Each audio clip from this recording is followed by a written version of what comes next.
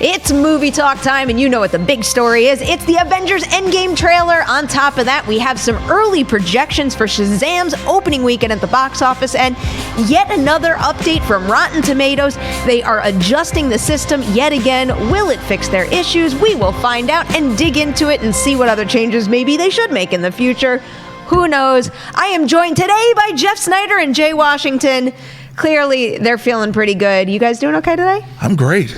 I'm hanging in there. All right. You should be feeling pretty good because I heard you might have just dropped a scoop on Collider.com. Is that true? Oh, are we diving into that already? We're going right for it. Okay, let the show begin.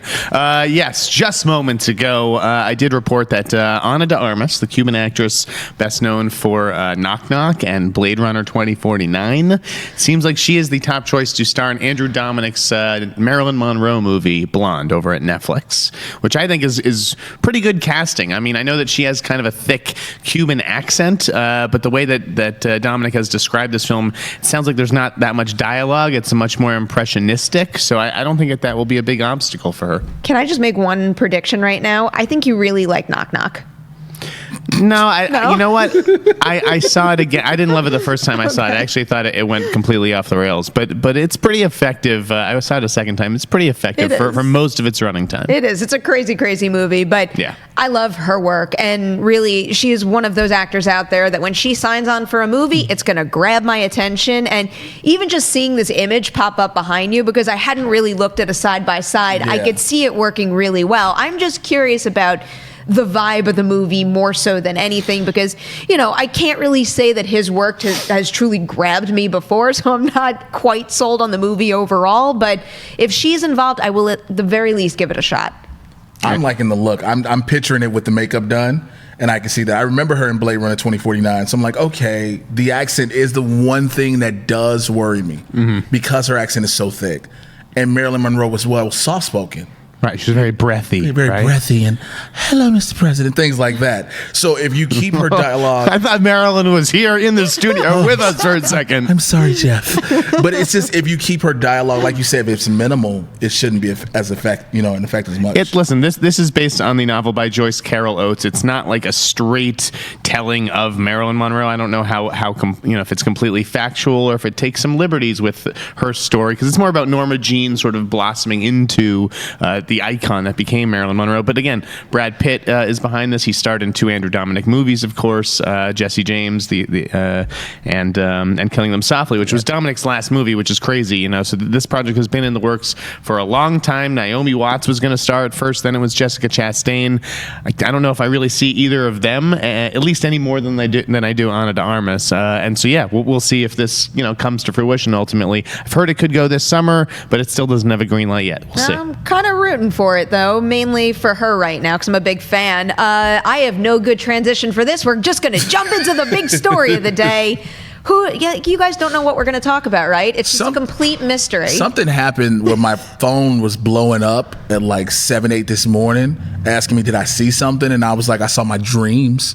So I don't know. I guess something happened. Jeff? It was the first thing I watched when I woke up. I hop on the internet as soon as I wake and saw that this was out there, and I feel like I'm about to shock the there, audience. Yeah.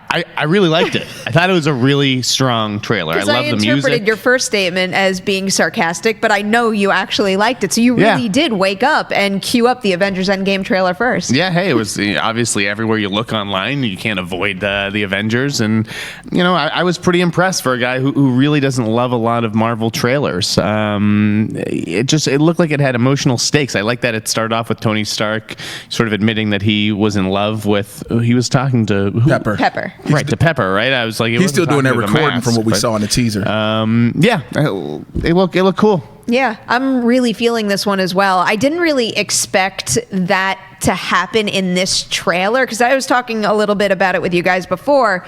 I would have expected the roadmap from the beginning of the MCU to these events to be the first trailer, more of like a tease, and instead we got the other one with more footage there. So I was a little surprised when I queued this thing up, and the first thing that I got was pretty much flashbacks to some of the other Avenger movies. Well, it's the culmination. Yeah, no, it was very appropriate, and it worked really well, and the build of that trailer was something else, and even something as simple and random as when you watch it and the title Endgame appears, it's like the base behind behind the score there. Yep. It just gets the chills flowing. Jay, were you in line with me? Was this a surprise for you? I loved it. I loved it from the beginning. And of course, everyone knows I'm an MCU fan, but I've always wanted to see what they were going to put out for this. I was worried that they would put out too much too soon. You know, we got the teaser trailer. All we saw was everybody despondent. We got the Super Bowl trailer. Still was kind of the same thing. And this stays along those lines. We don't get any visuals of anybody that was taken away from the snap, which I'm happy for. I don't want to see anybody that was taken away with the snap, even either in this trailer or the next one that they're going to drop. Let us just keep seeing the ones that are around. That's all we need to see. And the way they built this up is they go from being beaten down to now we're fighting back. And so it's the way I loved it. You didn't want to see folks who were affected by the snap. No. But my question for you is, did you want to see Captain Marvel? Yeah, you know what? I figured they would have done it because it's the same thing they did with Infinity War after Black Panther. They pushed Black Panther. All of a sudden, they recut trailers and made sure that, because even though the majority of the fight took place in Wakanda regardless, they gave you more Black Panther now. So I knew you were going to get her in some capacity, especially after what we saw in the post-credit scene for Captain Marvel. And the way they did it with her standing to Thor and not even flinching. It was perfect. It wasn't too much. It was just enough, and it worked. There's some criticism that it wasn't perfect because after I had watched it myself, and to be completely honest with you guys, I was just excited to see her. Yes, I did notice that her look was a little different, but it didn't raise any red flags to me. Well, it's been 20 years. Well, yeah, it's been 20 years, but it's like all of a sudden, oh, she had that grungy look in Captain Marvel, and now she's like pretty imperfect in Avengers Endgame. So I understand that concern, but it didn't really kind of, raise those red flags for me personally. I completely get what everybody's coming from. I completely get it. But again, we're talking about a 24-year difference. 95, that's that grunge era that she had. Of course, give it that. 24 years later, we know she was off. If you've seen Captain Marvel, what she does at the end of the film, we know she shows back up. We don't know what all she did in between that extra mission she had and whatnot. So I'm with it all the way. Jeff, what are you looking forward to most, specifically as far as a character goes, based on this one trailer? Hawkeye's haircut. I thought that looked awesome. Why did I even ask you? Yeah, I like that he got a little bit more play in this movie. I don't know. I'm looking forward to Ant-Man. That little brief glimpse that we see of him in action, on a pencil on the back of an eraser. That looked really cool. We were busy trying to dig into that and figure out where exactly they were. I mean, we saw a pencil, we saw a pen, we saw a headphone jack. So the assumption is maybe some sort of office setting that has been blown up and destroyed. I don't know. Maybe I'm completely off base. If you have an idea, tell us about it in the comments. And Black Widow doing target practice, doing some firing off some shots. Yeah, but what is that going to do? You saw what this dude did with a snap of his fingers. I don't care how many times you reload that clip. Those bullets mean nothing. Maybe it's to, get the rage and anger out. It looks like, also, I did like the fact in the trailer, speaking of Black Widow, her hair color changes. Something happens from where she decides no longer to be blonde to go back to being the redhead. Now, many people for the longest was like, oh, she's a Skrull because of the hair color change. But who knows? But to see that when they take that final stroll together as the team in the suits, she has the red hair again. I am not buying the Skrull thing after how everything panned out in Captain Marvel. No spoilers here whatsoever. Absolutely. But to me, leading up to Captain Marvel and knowing that the Skrulls were in Captain Marvel, everybody was kind of running wild with theories of who's a Skrull? Which Avenger is a Skrull? Right. Based on what I saw in that movie, I don't think that says we are teeing up to have a big reveal because so-and-so that you thought you knew is actually a Skrull. Well, they're called the Super Skrulls, so that we're talking about now, not the regular Skrulls that we see in Captain Marvel. There's a different level, and they way are more... Yeah. Jeff is like, I have a theory. I don't know what they're talking about. Super Skrull. Yeah, Super Skrull, but that's a whole different ball. I mean, it's a possibility, but then again, she just may decide to, change her hair back. Because, of course, Captain America is clean-shaven and with his hair all laid over. Where do you find product like that for your hair after the apocalypse? You know what I'm saying? Incredible what a big deal hair is in the Avengers world. I mean, it just seems like every single trailer that comes out, we are so focused on someone's new hairstyle. Or facial hair, because remember in Infinity War, when everybody saw Captain America's beard, everybody's like, oh my God, he has the beard, he has the beard. So, just for shits and giggles, Jeff, I want to know your take on this. Why do you think that they're wearing those new suits? I have no idea. Get creative. I don't even know what is that a thing in the comics, the white Avengers suits? Pressure's on. No, this is all on you, Jeff. Why would they change it up? What do those suits look like they could do in them? I don't know. Maybe they have some kind of special. They're made out of some special metal from Wakanda. I don't know. That's not a bad guess. That's not a bad guess. Jay, you know the answer? Yeah, those are the quantum suits, more than likely. Yeah. So they can go into the quantum realm. Quantum realm. Yeah, I didn't know you need a special suit for that.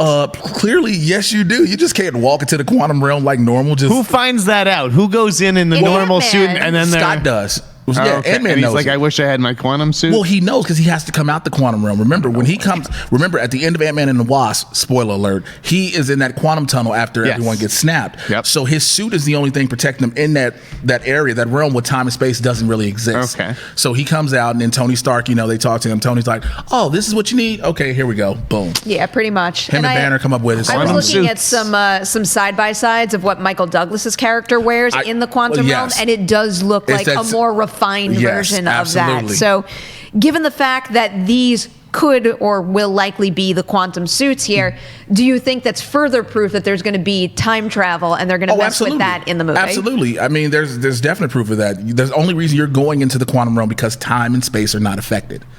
It's not just with the the Infinity Gauntlet. That's a definite that's happening. So I'm with it. Yeah, I'm with it too. I'm super curious. I love how we have so many little things to talk about, but I feel like really nothing has been spoiled at this point. And that's the thing. Nothing has been spoiled at all. You didn't even see Thanos in this trailer, which I think is one of the best things. You don't even see Josh Brolin, not even as a healthy Thanos nor a beat up Thanos. Mm-hmm. Granted, we'll probably get him in that final trailer we see, but there are certain things they kept under wraps, and I think that's credit to the Russo brothers for look, we don't want this spoiled because trailers can't spoil a film. Right. So you don't see Thanos in the trailer, but you do see him on the poster. I mean, of course, along with 12 other actors, and yet only 11. Oh, they changed it. Well, they changed it real quick. I heard about that. The big controversy today, and a reasonable one at that, is that Denai Guerrera was featured on the poster. You could see her on it, but her name was not at the top. I'm a little surprised that someone didn't flag that earlier on. This is why if I created a company called Jeff Sneider Consulting, which I'm eventually going to do, this is why studios should hire me. This is a common sense thing. Who looks at this poster and it's like, I don't think it was an intentional thing that Disney left off the name of the one black actress on there, but any veteran reporter knows that is exactly the first thing that is going to happen as soon as they release this. That's what the reaction is going to be. This is where the VP of common sense needs to happen. I know it released, and then somebody was like, oh shit. They're like, what? We might have forgot something, and they probably thought no one would catch on. Right? Because it's all contractual, Jay. It has nothing to do with whether they think she's a big star. Oh yeah, absolutely. Whether her name belongs above the title in the contract about billing. That's all it is, unfortunately. Right. And I know people are like, oh, that sounds like an excuse, but it is actually the truth. Right. Your contract states what type of billing you have in the films, and understandable. Denai Guerrero was a mainstay, a breakout star, Black Panther, and not as big a star as Lupita Nyong'o, who's not on this poster, right? So we don't know if she was snapped or not. Yeah, but it's not about that. You know what I mean? And so but I get it. Marvel sent out another one so quick after it hit. They were like, wake him up, get him off break. Yeah, tell him come fix this right now. Good on them. Great. Oops, I made a mistake, and then you released it. And then their tweet even said it. Their tweet was like, she should have been included in the beginning. And she should have, but it's obviously I see a ton of posters where maybe you see 4 people and there's only 3 names. It happens all the time. I can just see how this time it's not a good look, and I'm glad that they changed it. I mean, I really think that any time it's not a good look. I feel like that's one of the first things that I flagged. I'm going to show you a bunch of indie movie posters. No, for sure. I believe that they're out there because I've seen them, but it's if you take the time to highlight 4 individuals on a poster and then only include 3 names, I guarantee you that no matter how beautiful your art is, that's one of the first things that crosses my mind. But you got to give credit to the internet for all of their own edited modifications and adding her name in it. Oh, those were the best. It was just what is a whole big down the side with Denai Guerrero, just all of them. So I love that. I just didn't like the fans basically accusing Disney of racism or making it out to be some racist thing. It's not about that.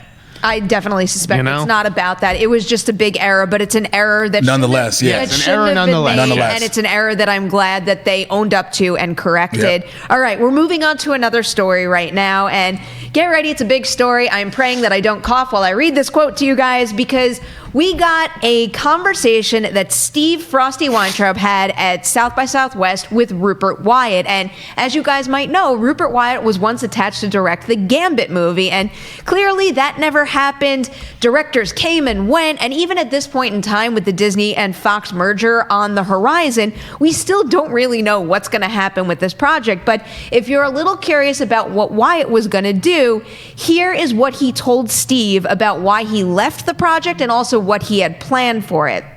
Fantastic Four came out, did not do very well for Fox, and they decided to lower our budget. We were 12 weeks out, we couldn't recover. The script needed a huge amount of rewriting in order to fit that budget, and ultimately the powers that be chose not to go down that road, so the film didn't happen. And then, of course, whatever happened after me with other directors, I have no idea. What I do know is that Channing Tatum and his producing partner, Reed Carolyn, had an amazing idea of what the movie was going to be, and Josh Zudamer, oh boy, the writer as well. It was terrific. It was a really exciting sort of Godfather with mutants set in the world of New Orleans with different gangs. That intrigues me. Even though we are not going to get this iteration of Gambit, I'm curious, Jay, is this the version you would have wanted to see on the big screen? The Godfather part has me a little bit confused. I understand the gangs because there's the Guild of Assassins and the Guild of Thieves. I'm fine with that. But what I heard originally, though, was supposed to be a love story, like almost a Romeo and Juliet type thing, because of Gambit being a member of the Guild of Assassins, if I'm not mistaken. Jeff, don't worry, you won't. Jeff, don't worry. But nonetheless, that was the story. But to know that they went through so much, I'm going to say this, and it's going to make some people mad. I really believe it was Channing Tatum. Every time, in my heart, I feel like having Channing Tatum attached to this kept being like that bad omen. You went through so many directors. I understand Fan Four Stick was horrible. We all know it was horrible. Nobody can ever deny it. Anybody that says Fan Four Stick is a good film, don't ever trust their opinions on movies, ever. But for some reason, Gambit has that look, but I don't think he could have pulled it off what they wanted to. I would have rather seen Taylor Kitsch get that opportunity. That's neither here nor there. But to hear what the gang story in New Orleans, where it's based and where it's centered around, I would have been perfectly a part of and game for. But the Godfather element is the one thing for me that has me a little bit on edge. Would have had me, shall I say. Interesting and understandable. The other thing that I'm actually very excited to pose to you, Jeff, is just the nature of the business and franchises and cinematic universes. Because when I was in the room and I was listening to this, and when I heard that one movie's failure basically heavily influenced another person's vision from the studio perspective, I found that really upsetting. And then he said something that was to the effect of, if people don't have their ducks in a row, they'll throw it at the wall and they'll then realize it's not sticking, speaking to how studios operate when it comes to making these movies. And yeah, that doesn't sit right with me. So I'm curious to get your take on those comments. I don't think that you can blame Fox for getting cold feet on not wanting to move forward with Gambit in the wake of Fantastic Four. Obviously, that movie was like a huge debacle for them. Even with the production issues, though, like you can't separate one individual's production issues with what Rupert Wyatt could have done as the leader of that. No, of course not. Film. They don't even have anything really in common besides they're set in the same kind of movie universe, the X-Men, Fantastic Four, Marvel characters owned by Fox Universe. So yeah, there's not any other crossover. Really, maybe a producer, maybe Kinberg was involved in both. I'm not sure, but yeah, I think Fox was still willing to make the movie. They didn't pull the plug. They say we have to make this movie cheaper than what we were going to make it for before. And Rupert Wyatt was like, okay, well that doesn't fit my vision for this story, and he bailed. Channing Tatum has been wanting to do this on his own for years and trying to direct it himself. I have, to no avail, obviously. Here's what you do if you want to get this movie made, Channing Tatum. Okay, let me tell you something right now. It's a little secret. Attach a female filmmaker. Oh my God! Oh boy! Okay, Hollywood is putting all these movies made or developed by white guys on shelves. When's the last time you heard of Hollywood like pulling the plug or something like that on like a big high-profile female-directed project? I don't know if I would have put it quite that way. I really think you need to kind of play the studio politics game and get a female filmmaker in there. Not only because she could make your movie better, but I really think that studios are looking to make more films from female filmmakers, and it's one more reason to say yes. I agree with you on that. They definitely are, and they definitely should be, but not just, you just don't want to shoehorn a female director and just have a good take. Right. Well, but like, I haven't heard them courting any female filmmakers for this, and maybe they should be. But also, when you say like how the studios have this bad thing going, the X-Men films in this iteration are a prime example. We had X-Men First Class. It was okay. Days of Future Past was great. Then we got to Apocalypse, and everybody was like, why? And now we have Dark Phoenix about to come out this summer, and everybody's just like, so we're just going to remake the horrible third one from last time over again. So evidently Fox doesn't learn their lesson. You know, if they think that, because of Fantastic Four we can't do Gambit, something else had to play a role in it. I really believe the head of Fox is out, first of all. Stacey Snider's the head of Fox, and she's leaving. She's not making the transition over to Disney next week. I just feel like, why does Channing Tatum have to be the guy to direct this movie when there's so many other female filmmakers who have experience? You know, Channing has never directed anything. I much prefer the way you just said it just now. Okay. Well, maybe it just came out wrong at the beginning. The way it came across first is like, as much as I want to see more female filmmakers being at the helm of gigantic blockbuster properties, I don't ever want some producer or someone heavily involved to think, in order to get my monies, maybe I should manipulate what the hot thing is right now and just use a female filmmaker and bring her in so that we can get the movie made. I want the intention to be pure, because also I think one way it leads to long-term change and opportunity, and us having to stop saying hire a female filmmaker and just saying hire a good filmmaker, and the other way is just a quick band-aid and a recipe for disaster. Revolution. You're totally right, and that was well said, Perri. I just think I had the point again, and then you went off, and I lost it. I scrambled his brain. I'll think of it in a second. All right, I'll give you some time to think about it while I tell everyone out there that at the very end of the show, we are taking your live Twitter questions. So you know what? Start sending them in right now. Use the hashtag Collider Movie Talk. Make them different. Make them fun. Don't send in the same question you sent in last time. And we will have some good discussions at the very end of the show with you guys. I thought of it. All right, let's hear it. So, you say that you want pure intentions, Yes. right? Okay, and that's great. But that's wishful thinking in Hollywood. Of course it's wishful thinking. Sometimes it's about results. So, I don't really care about the why.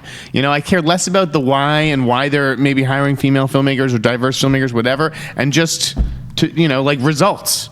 I'm not an idiot. You know what I mean? I do know it's wishful thinking, and I know the purity that I come to when it comes to discussing the industry is, it may seem naive to someone and maybe not business oriented, but still it goes back to what I said before.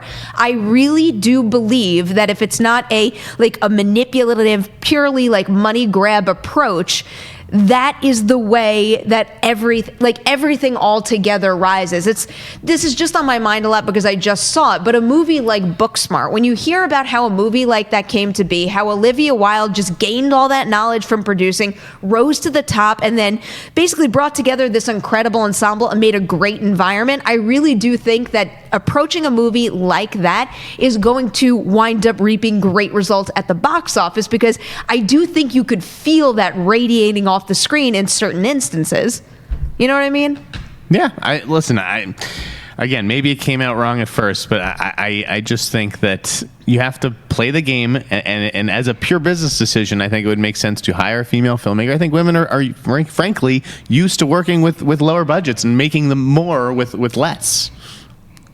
For bad reasons, because they were boxed into that from the very beginning, and not exactly. And but if Fox is only saying we're only going to, this is how much money we have earmarked for this project, and I'm just happy to be here. It keeps female filmmakers within that box. Because you always had to work with teeny tiny budgets. Let's force you to work with this teeny tiny budget that doesn't compare to. I don't think anyone's making a Gambit movie on a teeny tiny budget, Perri. I think that they just can't afford to spend $150 million on it. But still, think of the importance of, let's say, when Ava DuVernay became one of the first black female filmmakers to get $100+ million budget for A Wrinkle in Time. That's a really, really big deal. I know $40 million, let's say, is not an amount of money. It's a big milestone, and this has nothing to do with their gender. But the movie didn't work. The movie didn't make its money back. So, of course, the movie didn't work. But people have to start getting those opportunities and keep trying in order filmmakers have to be allowed to fail. Absolutely. Of course. I don't know where we got sidetracked on women filmmakers.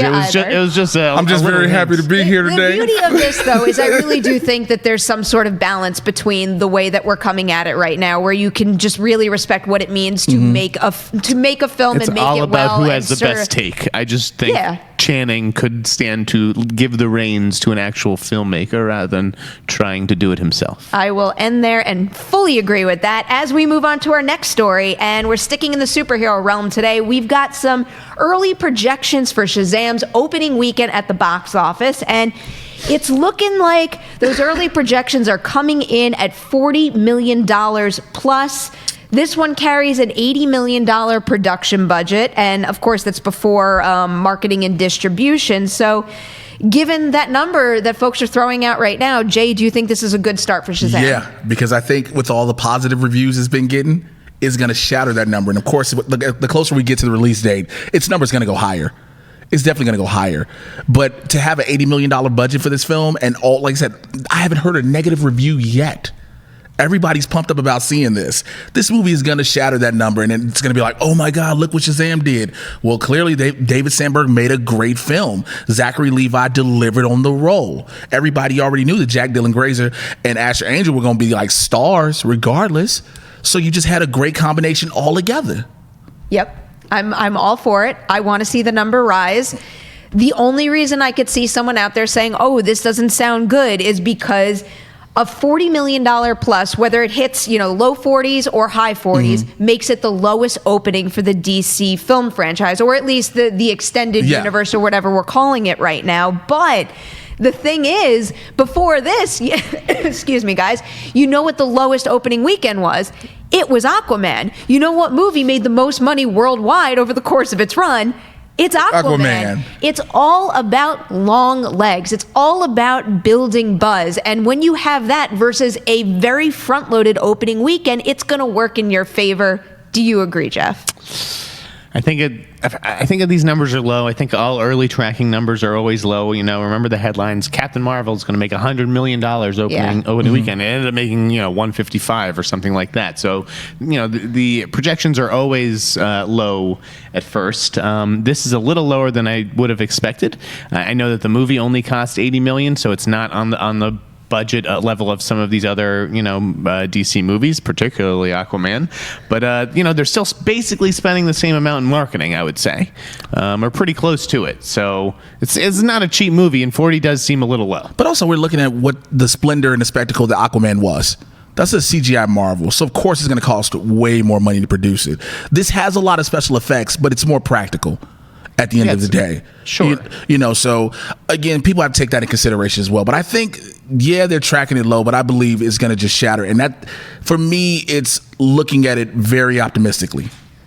Just saying, hey, 40 million, okay, we're going to easily come do that. We're going to make our budget and then some. I'm anticipating it going north of 40 and coming in somewhere in the 50s, but I also anticipate this movie winding up with something like an A cinema score. Yeah. It's not time for full non-spoiler reviews yet, but this thing is a big crowd pleaser, and I would be shocked if someone didn't go and see it and then not tell somebody else to go see it, because I will tell you guys that I can't stop thinking about it and wanting to talk about it ever since seeing it. So until we can give you a non-spoiler review, which you're going to get kind of soon, go look at our tweets. I'll tell you, I think that the release date is good. Like, I was about to argue the opposite and be like, well, Aquaman, opened on Christmas, and so it played through January, or close to Christmas. So it played through the holidays through January, which is a dead zone.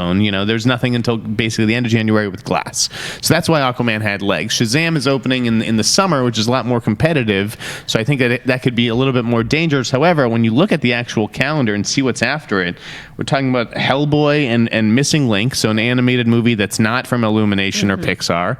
And then the week after that is Curse of La Llorona, which doesn't really have any stars. So you kind of have all of April to yourself until Endgame comes at the end of the month. You have 3 weekends where you're probably going to finish number 1, which unless La Llorona really pops. Which is a great spot, like you just said. As long as Endgame is at the end, you get those 3 weeks. Pet Sematary might be a decent amount of competition, but I think the two will wind up working well together as good counter programming. Yeah.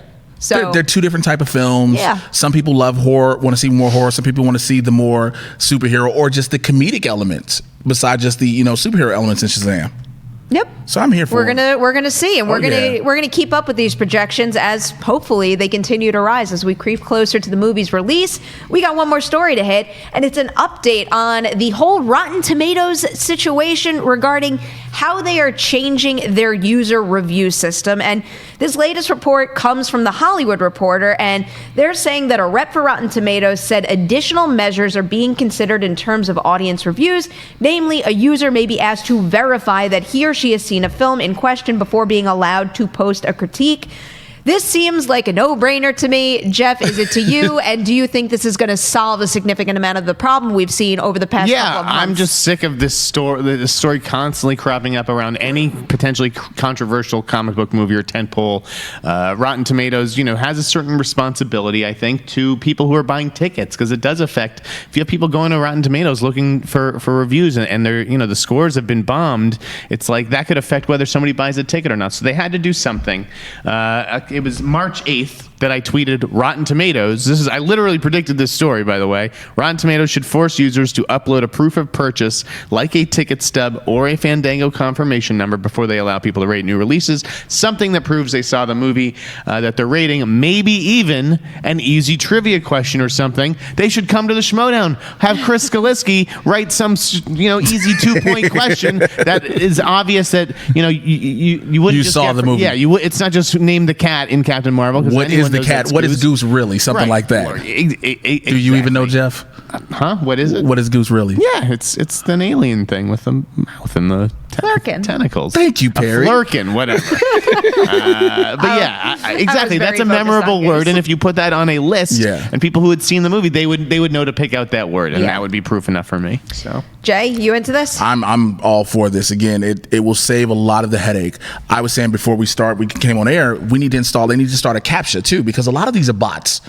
Because a lot of them will be the same comments over and over with different avatars, or maybe not even a picture at all. So if you prove that I am a human being, I'm not a robot, that makes one thing. Again, adding proof of confirmation that you saw the film, a ticket. And I know some people will say, well, what if they didn't pay for their ticket? But like you said, a question that will automatically. That's the thing. It's like if Jay Washington goes to the movie on opening night and he tweets out a photo of his stub, right?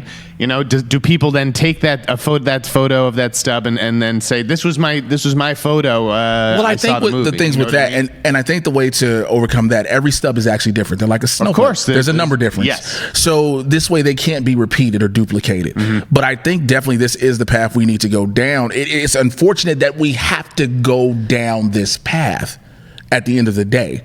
But now here we are. Of course. And, even though I wish these changes had been implemented sooner, it is still a relatively new situation to have a rating system like this be completely spammed by individuals trying to take it down. So I do applaud Rotten Tomatoes for making the effort to make changes. Right. And, it's a very difficult system, not just in terms of coming up with ideas that could make a difference, but then implementing them in a back-end functionality kind of way. Mm-hmm. So right, that is tricky. Yeah. But, I mean, not only did Rotten Tomatoes have to do something, though, but we have to do something. Like, as a society, why do we have people who want to bomb these movies on Rotten Tomatoes? It makes no sense to me. I think, if you know that your friend is going home and doing that on the internet, say something to them. Be like, what the hell, man? I mean, it really can be that simple. Yeah. Because you guys know I love interacting in the comments section, but anytime I have an opportunity to respond to something super negative in an effort to make a positive change, I like to do it, because that's the only way we're going to continuously chip away at this problem and hopefully make this a safe, fun place again. The other thing is the media giving credence to these campaigns by saying, campaign to take down Captain Marvel, gets 55,000 negative reviews. Like, the media has to stop reporting on clickbait, this, Jeff. because it only just feeds. I agree with you, but of course, we're in this day and age where when it becomes a slow news day, right, we have to glom onto something, and so now this headline goes, "Hey, it may be 12 people, so there's this big campaign to take it down. Put it out." Well, there's responsible ways to cover a story like that, and then there they're irresponsible. Yes. Because when we program a story like that on Movie Talk, it's to continuously talk about it and explain to folks out there that this is wrong. Because if you don't have people constantly telling people that message and hopefully convincing them to change their ways, then it's kind of just letting it continue to a point. And you know what? If people didn't constantly report on it and talk about it and call Rotten Tomatoes out, maybe they wouldn't have had the nudge they needed to act this quickly. And I will play devil's advocate to Rotten Tomatoes. Granted, I don't work there. I have no connection. Do you think they never thought it was going to get as bad as it had gotten? I do think that was probably a mind frame at the beginning when it maybe was isolated. It was a few hundred or maybe just 1,000. I don't think that they care how bad it gets, though. They care when it hits the media and when the media starts to care. But of course, that's fair with that. But at the same time, like you said earlier, people look at Rotten Tomatoes to figure out where they want to go, whether they want to or not see a film. And if a film has a high review and it has high criticism, now granted, it may be a movie that Rotten Tomatoes is behind. We don't know that for every film. But if the movie is all of a sudden just negatively affected by reviews that aren't even reviews yet, or I don't want to see these, a bunch of those I don't want to see these comments, then yeah, you have to take into consideration those different things. Yeah, I agree with you wholeheartedly. When the media puts stuff out there, of course, any corporation, any company is going to be like, okay, we have to handle this. And so now we're at that point. And hopefully it's handled well and they continue to change the system so it goes back to a safe place to get information about the movies you want to see and also share your own thoughts as well, because getting rid of them entirely is certainly not the way to go. We love hearing what you guys think, especially when you express it appropriately. All right, we've got some plugs to share with you guys because we have a lot of content coming your way tomorrow. That includes Collider Live, a brand new episode of Dorian's show Millennial Must Watch, which I can't recommend enough. Best thing on Collider Video, frankly. So good. You really need to keep an eye out for new episodes of that. We've also got Collider Sports Time, Collider Games Podcast, and on top of that, this weekend you're getting 2 new episodes of Mailbag. And one other thing we can plug for the weekend is, if you're curious how Pet Sematary and the Curse of La Llorona is, I'm going to be in Austin for South by Southwest this weekend with Haley Fouch from The Witching Hour, and we are going to do some non-spoiler reviews for both movies, so keep an eye out for that as well. You guys ready for some Twitter questions? Bring them on. All right. Hit me. First one here. Let's go with Ryan McCarville, who asks, in the Avengers Endgame trailer, we kind of talked about this. I keep doing this where I flag a Twitter question to bring up in a story, and then I ask it again at the end when we already discussed it. Thank you, Ryan. It was about what we thought Ant-Man was running through, which we did briefly discuss. Moving on over to Chris D'Onofrio, because Jeff, I'm wondering if you have an update on this.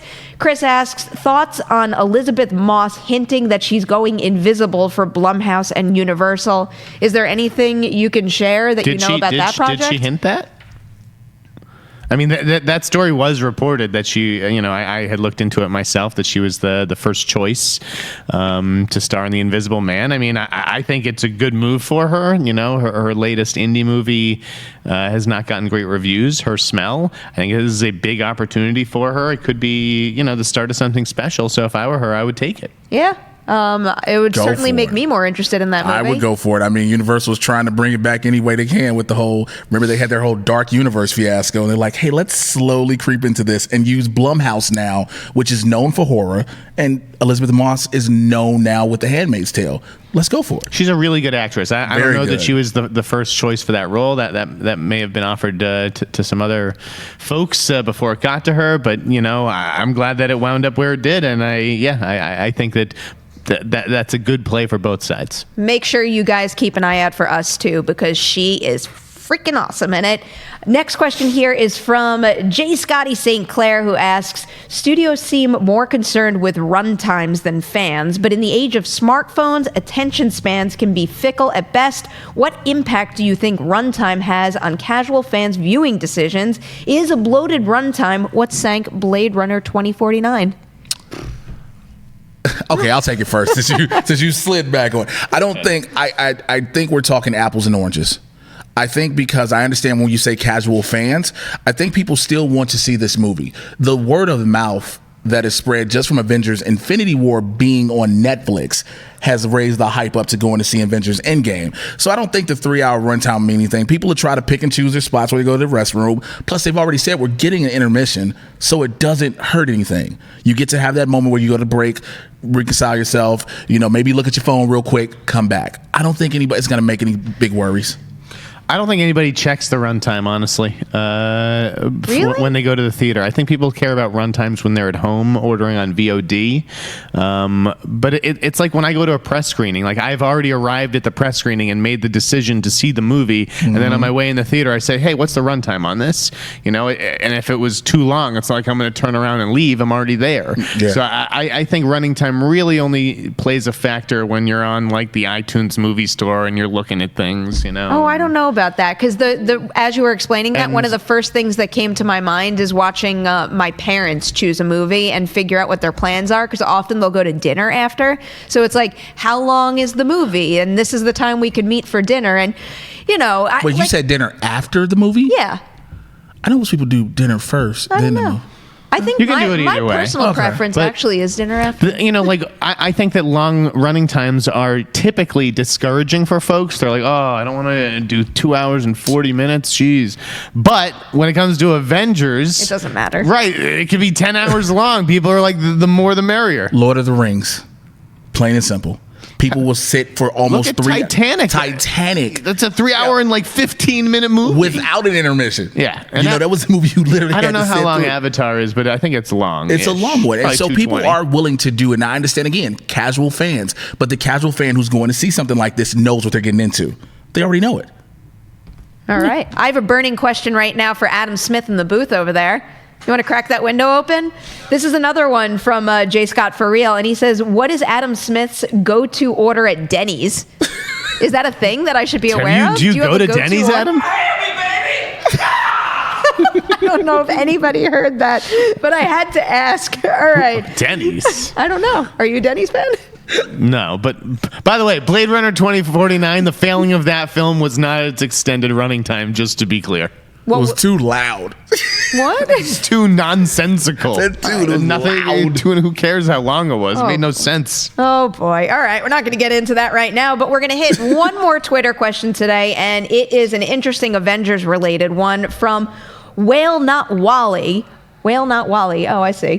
Hey, P. Nemiroff, you're doing a great job hosting Collider Video. Thank you so much. I really do appreciate that.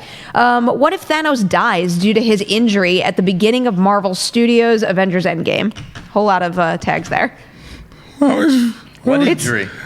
Why would you say something like that? It's an interesting theory. It is, but why would you say such a thing? I actually think it ties into what I think the large majority of the movie is going to be about. So you did see Avengers Infinity War. Yes. Remember, he actually is very beat up. He had an axe in his heart before he snapped his fingers. Jeff, you remember that part where Thor threw his axe and said, I told you I was going to kill you? Those are injuries. But if Thanos dies, I'd like to say for the record, I want to have all the tissue on deck, because it would be an extremely interesting twist, though.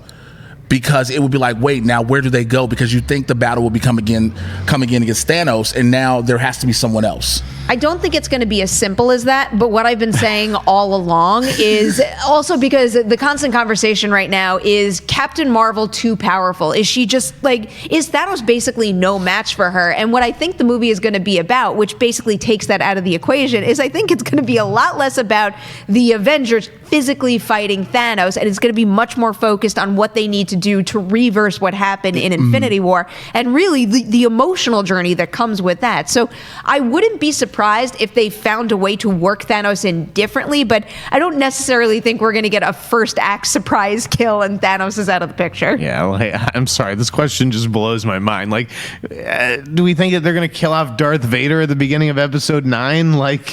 Thanos is what? You'd kill him off in the first reel and then spend the rest of the time doing what? You need an antagonist in this movie. You do, There's but that's no the one thing. else. No, there are others, though. That's the thing. The MCU is full of potential villains. There's Kang the Destroyer, Kang the Conqueror. There's potentially Galactus. Granted, I understand the deal with Fox and Disney, but there's so many other ones as well. Why would they be introduced in this movie? I don't know. I'm just saying, Jeff. But also, I wonder wonder if you would have said the same thing if back before Last Jedi came out, if I told you they were going to get rid of Snoke quite like they did in Last Jedi. Would you have said, no, they're never going to do that? He is a 3-film villain. Get rid of who? Snoke? Snoke? Can we just... This is like... no. Who cares about Snoke? Who cares? Star Wars is about Darth Vader. What? No one else matters. Villain-wise. No one else matters. Snoke... Who cares? Okay, all right. Shout out to I'm just here so I won't get fined. It's a good thing this one's not going to Star Wars Celebration. See, like Darth Vader's like the embodiment of evil for all of motion picture history. He is one of the most iconic villains out there. I'm not going to refute that. Forget Snoke. Who cares? My head hurts. Yeah. You guys are nuts. Yeah, the exhaustion. You guys are thinking like super film people and not just like the average movie-going schmo. No one cares about Snoke. How about you guys chime in the comment section below? Did you care about Snoke? Do you still care about Snoke? Do you want to inform Jeff Sneider on who Snoke is and what his agenda means? Hit him up on Twitter at @TheInSneider. Thank you guys so much for joining me on this panel today. Jay, it's always wonderful having you in here. And Jeff, I will go toe-to-toe with you any day. Adam Smith in the booth, I hope you get some Denny's real soon. To everybody out there watching, thank you so much for supporting the show. Do not forget to like and share it. Tell everybody you know about it. And we will be back Monday, 4 p.m. PT Live for a brand new episode. Want some fries, Adam?